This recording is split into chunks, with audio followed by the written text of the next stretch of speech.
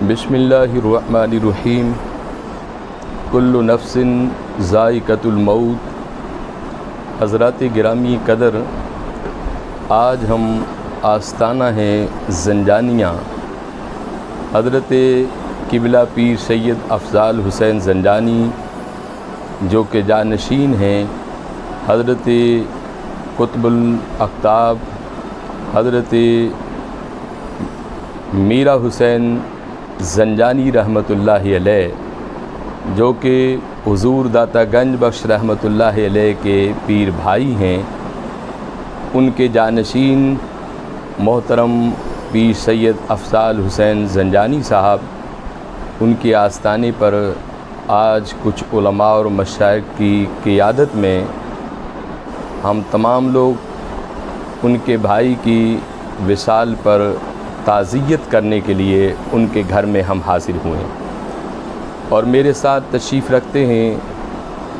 بین الاقوامی روحانی معالج پیر طریقت بابا اسلم حیدری قادری، اور میرے ساتھ تشریف رکھتے ہیں پیر طریقت حضرت قبلہ صوفی اجمل امین نقشبندی، اور ساتھ ہی تشریف رکھتے ہیں پیر طریقت پیر افضال حسین زنجانی صاحب۔ تو آج ہم ان کی خدمت میں حاضر ہیں اور ہم ان کے دکھ میں برابر شریک ہیں، اور بھائی جیسی دولت اور بھائی جیسی نعمت دنیا کے اندر بے شمار اللہ رب العزت نے نعمتیں دی ہیں، لیکن بھائی جیسی نعمت دنیا میں نہیں مل سکتی۔ نبی معظم تاجدار مدینہ سرور قلب سینہ احمد مجتبیٰ محمد مصطفیٰ صلی اللہ علیہ وسلم جب حضرت حلیمہ سعدیہ کے گھر میں آپ تشریف لے گئے، تو ایک دن ماں کے دل میں خیال آیا کہ میں اپنے شہزادے کو دونوں طرف سے دودھ پلاؤں۔ تو حضور اکرم صلی اللہ علیہ وسلم آپ ہمیشہ دائیں طرف سے دودھ پیتے تھے، تو خیال آیا کہ بائیں طرف سے بھی پی لیں، لیکن آقا علیہ السلام نے لب بھی بند کر لے اور آنکھیں بھی بند کر لیں۔ یہ بچپنا حضور علیہ السلام کا یہ ثابت کر رہا تھا کہ حضور علیہ السلام نے اشارے میں اپنی ماں کو یہ بتا دیا تھا کہ مصطفیٰ کریم دنیا میں اپنے بھائی کا حق کھانے کے لیے نہیں آئے، بلکہ دنیا میں اپنے بھائی کا حق دینے کے لیے آئے ہیں۔ یہ حضور علیہ السلام کی بچپنا کی تعلیم تھی۔ اور حضرت خواجہ نظام الدین اولیاء رحمۃ اللہ علیہ کے حوالے سے بھی ایک واقعہ ہے کہ آپ ایک مرتبہ شہر دہلی سے گزر رہے تھے، تو آپ نے دیکھا کہ دو سگے بھائی تھے، وہ ایک مرلہ زمین پر جھگڑا کر رہے تھے۔ بڑا کہہ رہا تھا کہ یہ میری ہے اور چھوٹا کہہ رہا تھا کہ یہ میری ہے۔ تو خواجہ صاحب جب وہاں سے گزرے تو آپ کھڑے ہو گئے اور فرمانے لگے کہ بھائی تم کیوں جھگڑ رہے ہو؟ انہوں نے کہا کہ حضور یہ زمین میری ہے، چھوٹے نے کہا کہ میری ہے۔ اسی کے ساتھ حضرت خواجہ نظام الدین اولیاء رحمۃ اللہ علیہ نے فرمایا کہ میں تمہارا دونوں بھائیوں کا فیصلہ کر دیتا ہوں، کیا تمہیں منظور ہے؟ انہوں نے کہا کہ حضور منظور ہے۔ آپ نے فرمایا کہ یہ سوٹا جو عصا میرے ہاتھ میں ہے، یہ میں زمین کے اوپر مارتا ہوں، یہ زمین بولے گی کہ میں بڑے کی ہوں یا میں چھوٹے کی ہوں۔ تو حضرت خواجہ نظام الدین اولیاء رحمۃ اللہ علیہ نے جب اپنا عصا زمین پر مارا، تو زمین بول کر کہتی ہے کہ نہ میں بڑے کی ہوں اور نہ میں چھوٹے کی ہوں، بلکہ یہ دونوں میرے ہیں۔ ایک دن ان دونوں نے میرے اندر سمانا ہے۔ اور پھر بھائیوں کی قدر پوچھنی ہے تو تاریخ یوسف علیہ السلام اٹھا لیں کہ جب وہ بھائی جنہوں نے آپ کو کنویں میں ڈالا، کھوٹے پیسوں میں فروخت کیا اور آپ کو کنویں سے نکالا، شہر مصر کے اندر جب آپ کو فروخت کیا، تو نظام قدرت وَتُعِزُّ مَن تَشَاءُ وَتُذِلُّ مَن تَشَاءُ، جسے مولا چاہے عزت دے، جسے چاہے دنیا کے اندر خوار کر دے۔ اب وہی بھائی جب یوسف نبی ملک مصر کے تاجدار بن گئے، بادشاہ بن گئے، قہر آ گیا مصر شہر کے اندر، وہ بھائی بورے لے کر توڑیاں لے کر حضرت یوسف علیہ السلام کے دربار میں پہنچے گندم لینے کے لیے۔ اللہ کے پیارے پیغمبر نے جب دیکھا کہ توڑ تک ایک لائن لگی ہوئی تھی، قطار لگی ہوئی تھی، تو آپ نے جب یوں نگاہ اٹھائی تو آپ کی نظر جو ہے اپنے بھائیوں کے چہرے پر پڑی، اور آپ نے اپنی نظروں کو نیچے کر لیا اور اپنے شہزادے کو بلا کر کہا کہ یہ جو لوگ کھڑے ہیں ان کو علیحدہ کر دو قطار سے۔ جب ان کو علیحدہ کر دیا، اب وہ بھائی جنہوں نے ظلم کیا تھا پہچان انہوں نے بھی لیا تھا کہ یہ تو وہی ہے جس کو ہم نے کنویں میں پھینکا تھا، کھوٹے پیسوں میں فروخت کیا تھا۔ ان کو گھر لے گئے، ہاتھ پیر دھلائے، پانی پیش کیا، لنگر پیش کیا۔ اب وہ ایک دوسرے کے ساتھ مشاورت کرتے رہے کہ یہ تو یوسف نبی ہے، آج پتہ نہیں ہمارے ساتھ کیا سلوک کرے گا۔ ہم نے ان کے ساتھ اچھا سلوک نہیں کیا تھا، ہم نے ان کے ساتھ برا سلوک، برا برتاؤ کیا تھا، اور آج یہ ملک مصر کا بادشاہ ہے، پتہ نہیں ہمارے ساتھ کیا سلوک کرے گا۔ جب دوبارہ وہ حضرت یوسف پیغمبر کی خدمت میں حاضر ہوئے، سر جھکا کر کھڑے ہو گئے اور کہنے لگے کہ یہ بتاؤ کہ یوسف آج ہمارے ساتھ کیا سلوک کرو گے؟ تو اللہ کا قرآن کہتا ہے کہ قال لا تثریب علیکم اليوم، کہ تم پریشان نہ ہو، آج تمہارے ساتھ وہی سلوک ہوگا جو بھائی بھائیوں کے ساتھ سلوک کرتا ہے،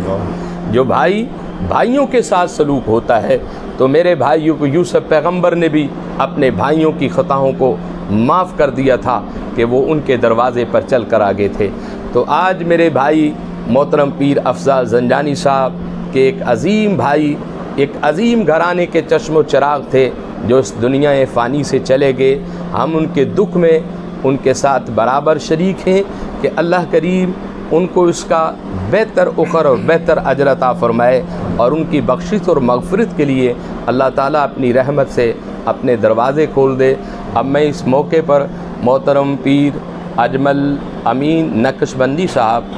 وہ بھی اپنی محبت بھرے جملے ان کے بھائی کی خدمت میں پیش کرنا چاہتے ہیں۔ جی دنیا میں بہترین نعمت اللہ تعالیٰ نے بھائی کو بھائی عطا کیا، اس کا نعمت بدل نہیں۔ اللہ سے ہمیشہ ہر اس بھائی کی دعا ہونی چاہیے کہ اس کے ساتھ حسن سلوک پیش کیا جائے، حقوق اللہ اور حقوق العباد کا خیال رکھا جائے، اور چونکہ بھائی ایسی نعمت ہے کہ جو دنیا فانی میں دوبارہ نہیں ملتی، ہمیں ان تمام چیزوں کو اپنی سمجھ کے مطابق سامنے رکھتے ہوئے ان حقوق کی پاسداری کرنی چاہیے۔ اللہ سے دعا ہے کہ اللہ تعالی ہمیں ہمیشہ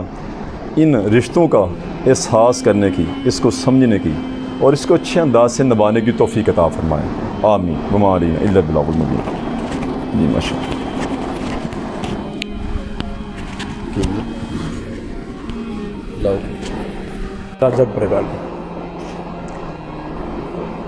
اعوذ باللہ من الشیطان الرجیم، اعوذ باللہ من الشیطان الرجیم، بسم اللہ الرحمن الرحیم۔ الصلاۃ والسلام علیکہ یا رسول اللہ وعلی آلہ وصحابہ یا سیدی یا حبیب اللہ۔ آج ہم پیر سید افضال شاہ صاحب سیادہ نشین حضرت سید میرا شاہ زنجانی سرکار کی بارگاہ میں حاضر ہیں۔ ان کے بڑے بھائی جو قضاء الہی سے اللہ پاک کے حضور تشریف فرما ہیں، سید اقبال شاہ صاحب، ان کے تعزیت کے لیے ہم الحاج پیر اختر رسول صدر جمعیت علماء پاکستان پنجاب کے وفد کے ساتھ اور بھی ہمارے مشائخ دوست ان کے تعزیت کے لیے سید افضال حسین شاہ صاحب کی خدمت میں حاضر ہیں،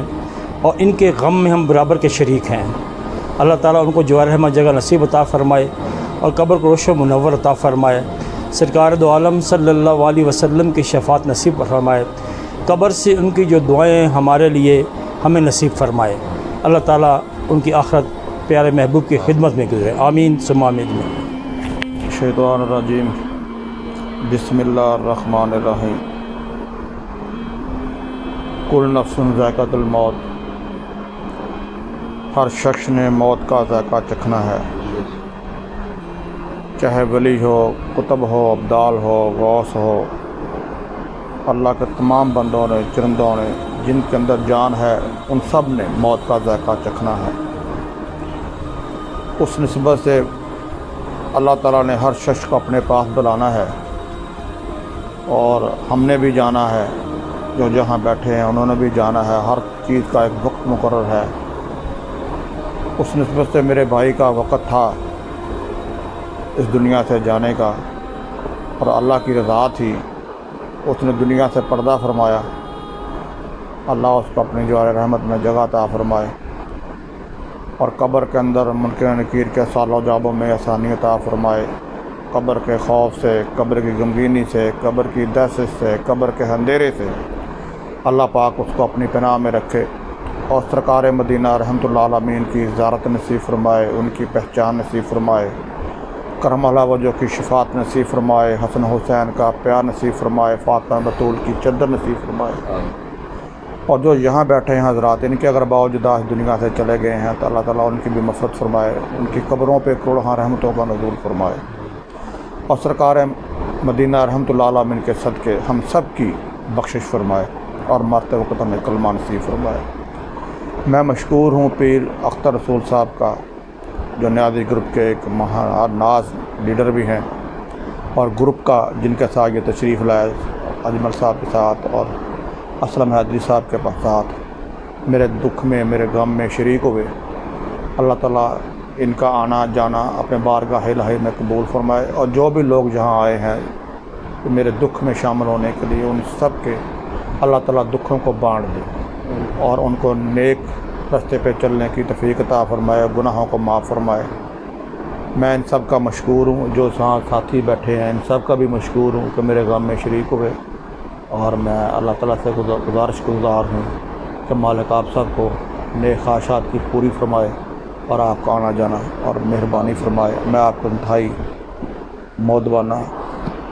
बहुत ही मशकूर हूँ कि आप तशरीफ़ लाए। वो माल है ना